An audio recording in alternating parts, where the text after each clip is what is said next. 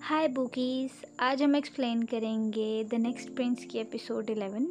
इस एपिसोड के first scene में शरण और खनिन के बीच में डिस्कशन हो रही होती है। खनिन शरण से कहता है कि अगर मैं अपनी पोस्ट छोड़ना चाहूँ तो क्या मैं छोड़ सकता हूँ, जिस पर चरण खनिन को कहता है कि हाँ तुम छोड़ सकते हो जब तुम रिस्पॉन्सिबल हो जाओ। तो खनिन चरण से कहता है कि तुम मुझे as a art teacher normal एक मशवरा दो, ये नहीं कि तुम मुझे प्रोफेशनल मशवरा नहीं चाहिए। उसके बाद वो कहता है ठीक है, अगर तुम्हें छोड़नी है तुम्हारी आम ज़िंदगी होगी, तुम पर कोई रिस्पॉन्सिबिलिटी नहीं होगी, लेकिन अभी जो तुम्हारी ज़िंदगी है उसमें तुम्हारे पास पावर है और पावर का सही इस्तेमाल तुम्हें आना चाहिए। और चरण कहता है कि तुम जो मर्ज़ी चूज़ करो, जैसे भी बन जाओ, मैं तुम्हारे साथ रहूँगा।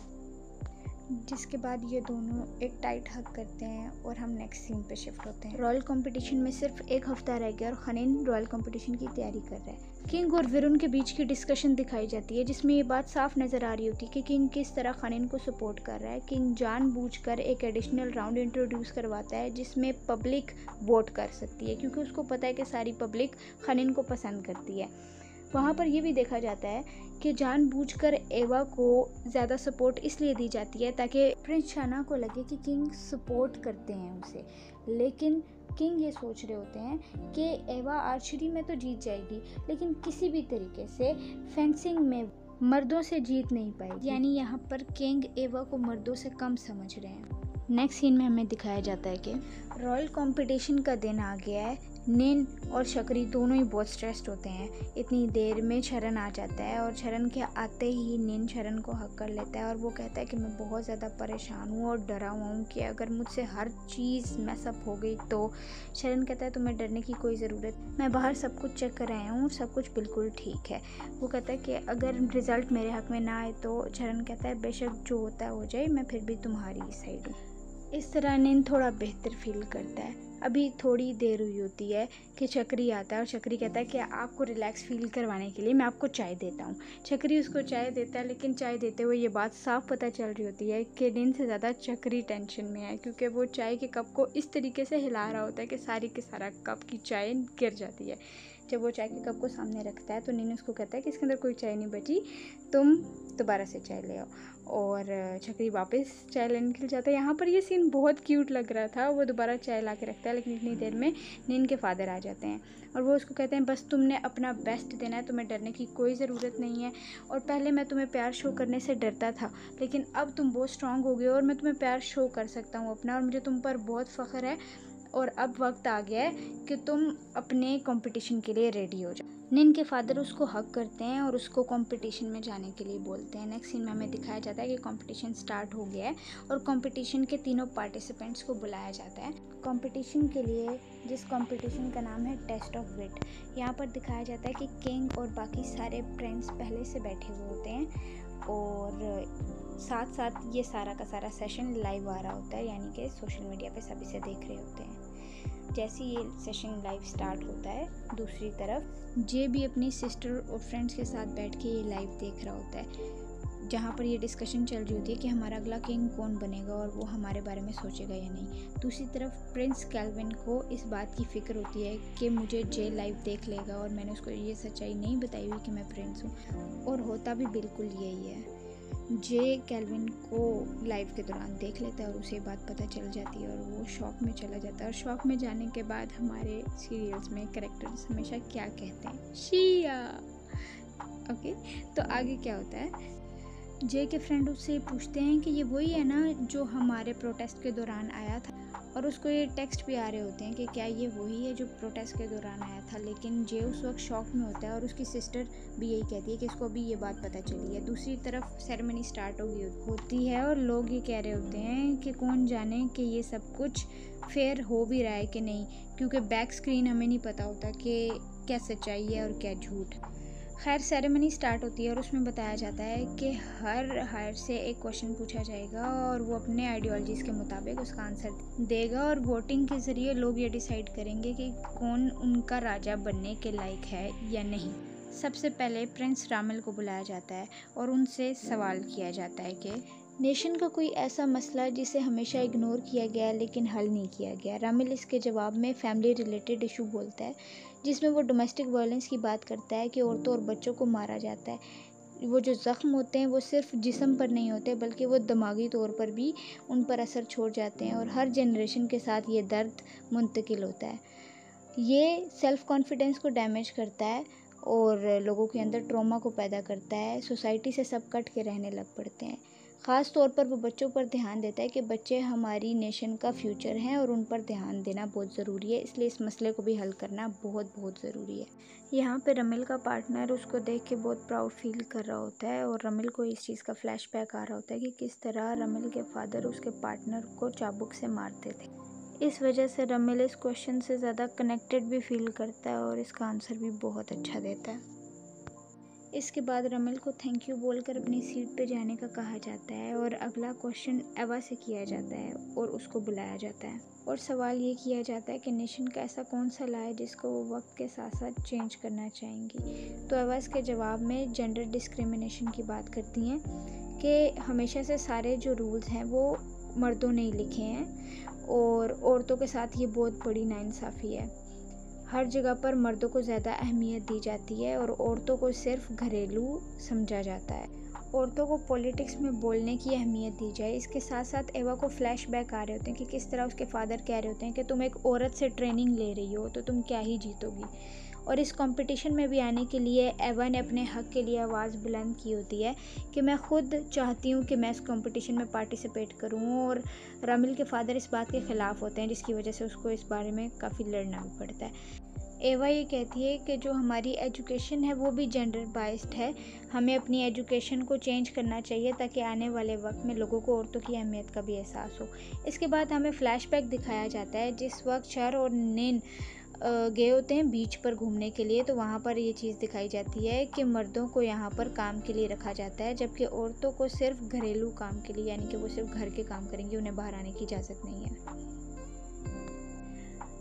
मेरे अकॉर्डिंग एवा एक बहुत ही इम्पॉर्टेंट पॉइंट उठाती है जो कि उस वक्त सोसाइटी के लिए बहुत इम्पॉर्टेंट नज़र भी आ रहा था। इसके बाद एवा को उसके आंसर के लिए थैंक यू कहा जाता है और उसको उसकी सीट पर जाके बैठने का कहा जाता है। इसके बाद खानिन को बुलाया जाता है और खानिन से अगला क्वेश्चन किया जाता है जो कि ये होता है कि वो एमिली की इकॉनमी को बेहतर बनाने के लिए क्या कर सकता है।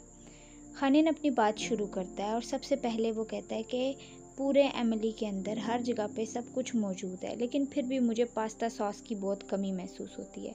लेकिन पास्ता सॉस की बात उसने इसलिए की थी क्योंकि वो अपने फादर को बहुत मिस कर रहा था जो उसके लिए पास्ता बनाया करते थे। और दूसरी तरफ शरण का फ्रेंड उसके फादर को ये कह रहा होता है कि आपको खानिन बहुत ज़्यादा मिस करता है। इसके बाद खानिन एमिली के 4 रीजन्स के बारे में बात करता है। सबसे पहले बुसुत की एंशियंट सिटी के बारे में बात करता है जिसके अंदर हिस्ट्री की बहुत ज़्यादा रूट्स मौजूद हैं और वो वहाँ की जगह को बहुत पसंद करता है। इसके बाद वो डिच मेंथा के बारे में कहता है कि वहाँ की नाइट लाइफ बहुत ही ज़्यादा खूबसूरत है और वो इसे बहुत एंड्योर करता है।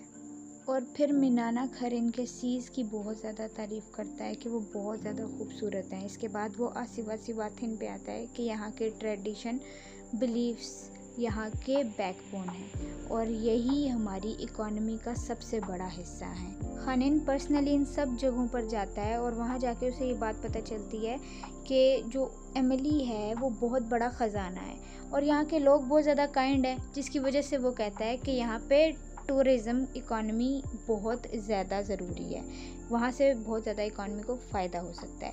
लेकिन इसके साथ साथ वो वहीं पर रुक जाता है और डस्ट पोल्यूशन जो कि आसिवासी वाथिन्स की वजह से हो रही है उस इशू को सॉल्व करने के बारे में बात करता है ताकि ज़िंदगी की क्वालिटी भी खुद ब खुद अच्छी हो जाएगी और एमिली की इकॉनमी भी बढ़ जाएगी। इस स्पीच के बाद चक्री बहुत ज़्यादा खुश होता है और वो बिल्कुल फुल ऑफ टीयर्स होता है। और इसके बाद हम देखते हैं नेक्स्ट सीन में ये कहा जाता है कि अब आप तीनों ने आंसर्स दे दिए, यू हैव टू वेट, और आपको थोड़ी देर में बताया जाएगा कि कौन जीता है।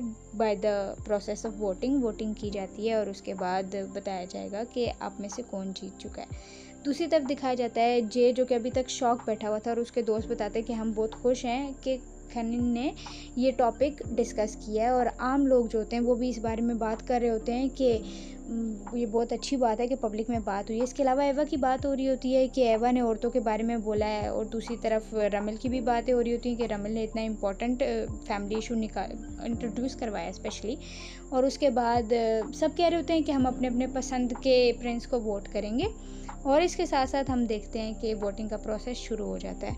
सब वोट कर रहे होते हैं और जिसको जो प्रिंस पसंद होता है या जिसके आइडियोलॉजीज़ पसंद होते हैं सब उसको वोट कर रहे होते हैं। इस दौरान चरण अपना मोबाइल निकालता है और वो देखता है कि वोटिंग में क्या चल रहा है ताकि ये पता कर सके कि खनीन के सपोर्ट में कितने लोग हैं।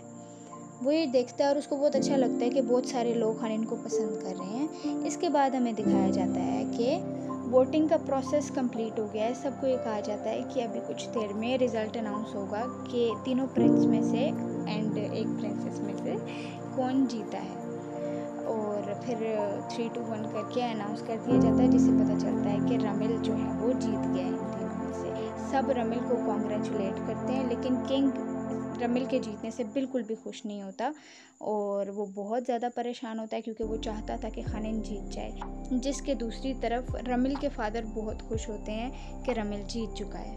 इसके बाद ये बताया जाता है कि ये सिर्फ फर्स्ट राउंड था और इसके बाद 2 राउंड और नेक्स्ट राउंड मिनाना खरीन में होगा, वो भी आर्चरी का। चरण और चक्री दिखाए जाते हैं कि वो दोनों बहुत वरीड होते हैं, दे सीम सैड अ लिटिल बिट। और दूसरी तरफ किंग जिसे शदीद गुस्सा आया हुआ होता है। नेक्स्ट सीन में हमें दिखाया जाता है कि रमिल आके खनीन को कहता है कि तुम्हें बुरा महसूस करने की ज़रूरत नहीं है, लोग तुम्हें सपोर्ट करते हैं, ये बात बिल्कुल सही है, लेकिन लोगों को मेरा जवाब ज़्यादा पसंद आया। एवा कहती है कि रमिल आप हमें इंसल्ट कर रहे हैं और रमिल कहता है नहीं मैं इंसल्ट तो नहीं कर रहा, मैं तो कंसोल कर रहा हूँ, इसको तो कंसोलेशन कहते हैं। और यहाँ पर खनीन कहता है कि हमने नेशंस के इशू पे बात की है जो कि बहुत ज़रूरी था, इसमें कोई बुरा मानने वाली बात नहीं है कि अगर आप जीत गए हैं। और इस तरह खनीन मुकम्मल तौर पर जवाब दे देता है रमिल की बात का और रमिल भी आगे से चुप हो जाता है और बात आई गई हो जाती है। नेक्स्ट सीन में हमें दिखाया जाता है कि रमिल अपने पार्टनर के साथ बैठा एंजॉय कर रहा होता है कि मैंने एक जीत हासिल की है। इतनी देर में रमिल के फादर आते हैं और वो आके कहते हैं कि तुम्हें मैंने जिताया है चीटिंग से, मैंने तुम्हारे वोट्स में मज़ीद वोट्स ऐड करवाए हैं। जिसकी वजह से ये सुनने के बाद रमिल को बहुत बुरा लगता है और टू बी वेरी ऑनेस्ट मुझे भी देख के बहुत बुरा लग रहा था कि उसने इतनी ऑनेस्ट होकर जवाब दिए थे और मुझे बहुत अच्छा लगा था कि उसने इतना अच्छे से एक बात को हैंडल किया था। खैर वो वहाँ पर एक फ्लैशबैक दिखाया जाता है कि जो पहले आदमी पकड़े थे रमिल पर हमला करते हुए वो किंग के आदमी थे, जिसकी वजह से इसके फादर को गुस्सा आ गया था और उन्होंने ये सब कुछ किया क्योंकि वो चाहते थे कि रमिल हर सूरत जीते। और वो रमिल को कहते कि मैं तुम्हारा रास्ता सारा का सारा क्लियर कर दूंगा लेकिन तुम्हें हर सूरत जीतना है, तुम्हारे पास और कोई ऑप्शन। नेक्स्ट सीन में हमें जे और जे की सिस्टर को बीच पर दिखाया जाता है और उनके दरमियान ये बात हो रही होती है कि जे की सिस्टर जे को कह रही होती है कि तुम्हें अगर केल्विन से बात नहीं करनी तो तुम उसे सीधा सीधा बता दो, तुम उसके साथ चीज़ें सॉर्ट आउट कर लो, ऐसा नहीं है कि इग्नोर कर देना, मामले को इग्नोर कर देना उसका हल नहीं होता, वो ये समझा रही होती है। नेक्स्ट सीन में हमें दिखाया जाता है कि ये न्यूज़ हर जगह फैल गई होती है कि केल्विन को प्रोटेस्ट के दरमियान देखा गया था और उसी दौरान केल्विन बात करने के लिए जे के घर आता है लेकिन जे उससे जेंटली बात नहीं करता जैसे वो पहले बात करता होता है। केल्विन उससे कहता है कि तुम मुझसे ऐसे योर हाइनेस करके बात ना करो, मेरे से अनफॉर्मल तरीके से बात करो जैसे हम पहले करते थे। लेकिन वो कहता है कि माफ़ कीजिएगा मैं अब ऐसा कभी नहीं कर सकता। केल्विन उसका हाथ पकड़ के कहता है कि तुम क्या मुझे ऐसे ही जाने दोगे, और वो अपना हाथ छुड़वा के कहता है कि मैं इतना भी डिज़र्व नहीं करता कि आप मुझे सच्चाई बता सकें। केल्विन कहता है कि मैं तुम्हें बहुत बार सच्चाई बताना चाहता था लेकिन फिर भी मैं नहीं बता पाया, कुछ वजूहात की वजह से, कुछ वजह थी जिसकी वजह से मैं नहीं बता पाया। केल्विन उससे माफ़ी मांगता है लेकिन वो उसे माफ़ नहीं करता और कहता है कि यहाँ से चले जाएं आप। और जे ये बात गुस्से में करता है और ऑब्वियसली वो बॉटम है तो केल्विन को माननी पड़ेगी। केल्विन वहाँ से चला। एवा के फादर उसके पास आते हैं और आकर कहते हैं कि मैं तुम्हें एक बहुत ज़रूरी बात बताना चाहता हूँ और वो बात ये है कि वोटिंग के दौरान चीटिंग हुई है। लास्ट टाइम पे रमिल के फादर ने एक्स्ट्रा वोट्स ऐड। इसके बाद कंपटीशन का दिन आता है, जिस दिन आर्चरी के कंपटीशन के लिए तीनों पार्टिसिपेंट खड़े होते हैं और तीनों को अपने अपने फ्लैशबैक्स आते हैं कि उनकी यहाँ पर आने की वजह क्या है। सबसे पहले रामिल को अपने फादर का फ्लैशबैक आता है, उसके बाद एवा को अपने फादर का फ्लैशबैक आता है कि फ़र्स्ट गेम के अंदर फेयर कंपटीशन नहीं हुआ, और खानिन को फ्लैशबैक आता है अपने फादर का, जो कह रहे होते हैं कि अगर तुम ये कंपटीशन नहीं जीते तो तुम इकॉनमी के अंदर कुछ भी नहीं कर पाओगे। और इतनी देर में कंपटीशन स्टार्ट होता है और तीनों पार्टिसिपेंट सीधा जंगल के अंदर भागते हैं और यहाँ पर हमारी एपिसोड ख़त्म हो जाती है। To be very honest with you, ये एपिसोड बहुत ज़्यादा डिटेलिंग वाली थी, जिसमें मुझे बहुत ज़्यादा टाइम लगा है। अगर आपको ये एपिसोड पसंद आई है तो इसे लाइक करें, सब्सक्राइब करें मेरे चैनल को मज़ीद अपडेट्स के लिए। Thank you so much for watching.